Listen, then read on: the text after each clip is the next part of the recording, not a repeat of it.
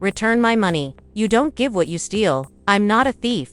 Anything. It's going to be disconnected, since I canceled my credit card after learning that Towanda had been using. I paid her phone bill using my credit card. The internet is responding as though that audio, be it a clip, a reenactment, or something taken out of context.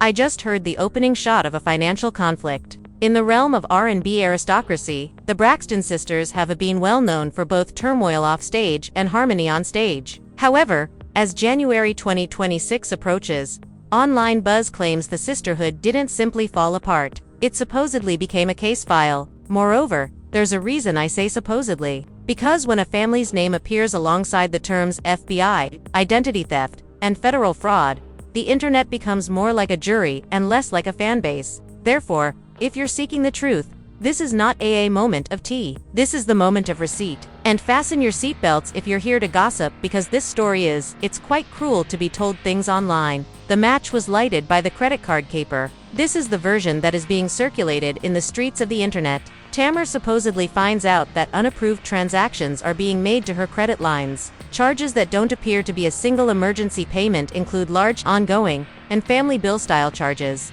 They appear to have settled in. Fans have been watching the Braxtons for years, which is why this shocked people. Discuss money as if it were a family custom. However, internet rumors say that you owe me more than this time. You took advantage of me this time. According to the rumor, a phone bill was the catalyst. In particular, Tamar's credit card was used to pay a family phone bill without her permission. The kind of detail that seems trivial till you realize what it stands for.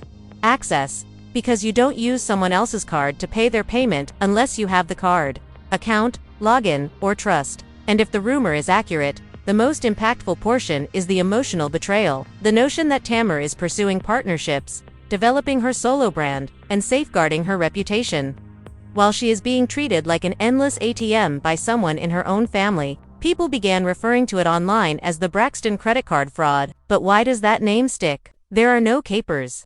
Just once. There are patterns to capers. Additionally, the rumors said that Tamar didn't scream if you notice one strange charge. It is said that she began developing a forensic audit. Nor emotions, nor vibrations, I believe.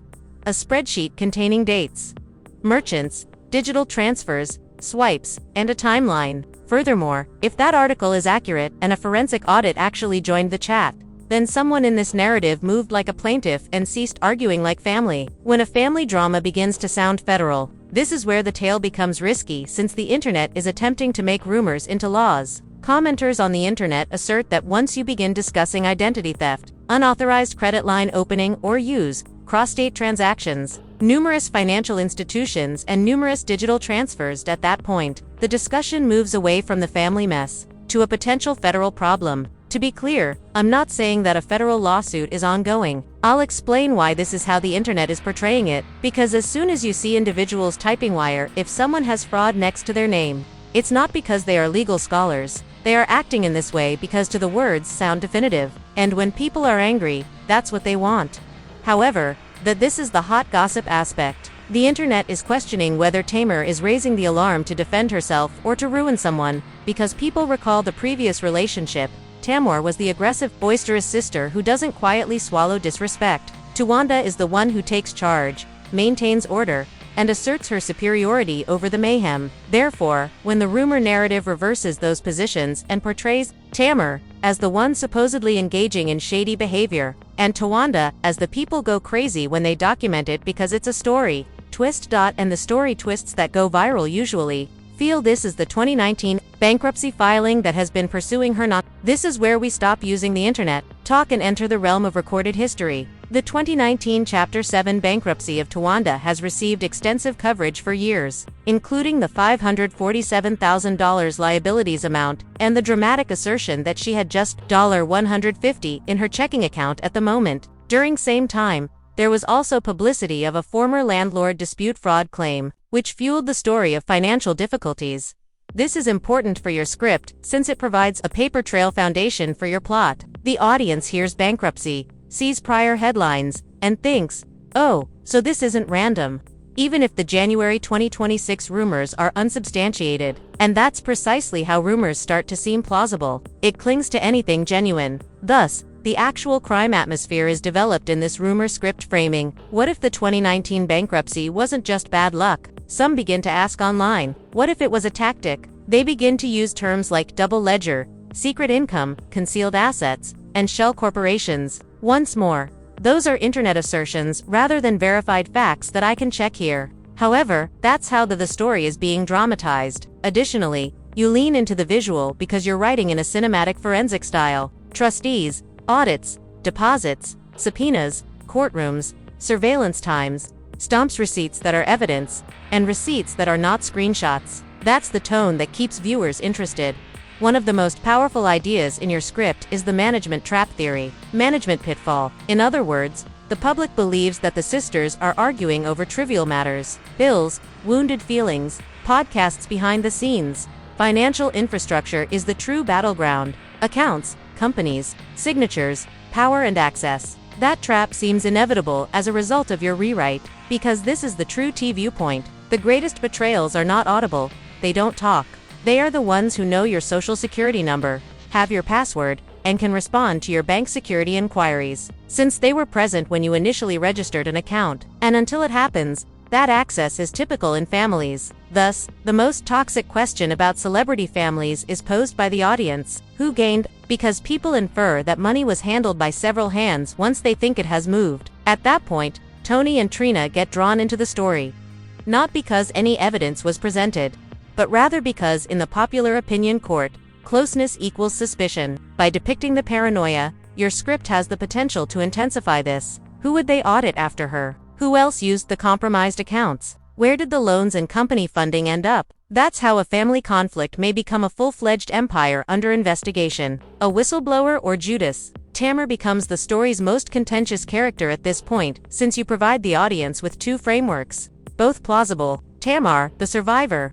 In frame A, Tamar notices suspicious activity and recognizes her. It makes a survival strategy since its reputation and credit are in jeopardy. To safeguard her transactions, she becomes a whistleblower. Her identity, her future. Tamar, the executioner in frame B. Tamar controls the narrative, isolates Towanda through legal pressure, and presents herself as the sole clean sister, while the rest of the family liberates. Additionally, since that is what keeps the comment alive, your rewrite should handle both frames as live possibilities, battling in an area. Engagement is fueled by that. You're not merely informing the viewers what took place, you're forcing them to take sides. Additionally, once individuals choose a side, they watch for a longer time. They return. They want their side, which is why they subscribe. Verified. Recip Smoking is a leather shop. We now provide your the leather store receipts, luxury purchases as proof, boutique charges as timestamps, and a way of life as a trail are examples of cinematic devices. Here's where the whole documentary voice comes in. Confessions are not necessary for investigators when they have patterns. Additionally, you characterize this as internet conversation and suggestions because it is unverified news, claims, but you give it a visual quality. Designer handbags, upscale stores, leases, glam squads, trip events, and studio projects. The rhetorical knife is then used to strike the audience. If you said you had $150, how do you manage to live this way? Because it seems like common sense. That question alone is a retention magnet. Additionally, viewers are more likely to believe common sense than evidence. The instant the family ceases, Additionally, you characterize this as internet conversation and suggestions because it is unverified news, claims, but you give it a visual quality. Designer handbags, upscale stores, leases, glam squads, trip events, and studio projects. The rhetorical knife is then used to strike the audience. If you said you had $150, how do you manage to live this way? Because it seems like common sense. That question alone is a retention magnet. Additionally, viewers are more likely to believe common sense than evidence. The instant the family ceases, this is where your rewrite becomes chilly as a family. Drama gives way to tragedy because the true horror is someone took something. Relationships are affected by it. Sisters speaking with each other via lawyers. A mother caught in the middle of family gatherings that resembled depositions is witnessing her daughters develop legal interests. "I don't get paid to lie for y'all anymore" is the most eerie sentence you can write for Tamar in your script. Fans will copy the line, republish it, and debate it for weeks since it suggests the worst possible thing about a renowned family. that the unity was a performance finale that resembles a decision. You conclude that this isn't a narrative. This is how you conclude.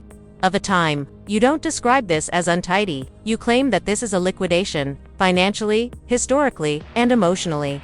Then you delivered the last blow. The Braxton sisterhood's verdict is being composed in a court of law, not a recording facility. And that line touches due to its poetic quality, but it's also tidy. It sounds like a headline. Avoid simply watch the news. Bring your CTA now. At home. Robust, community-driven, and forensic. I want to hear from you now. Are you think Tamar is defending herself or penalizing Towanda? Does Towanda represent the autumn, the architect, or the girl? Additionally, if this is truly an empire case, who profited? Then, if you'd like a deeper dive forensic analyses of celebrity headlines, click like and subscribe. Turn on alerts, since within this circle, the only thing that cannot is the truth. Be modified.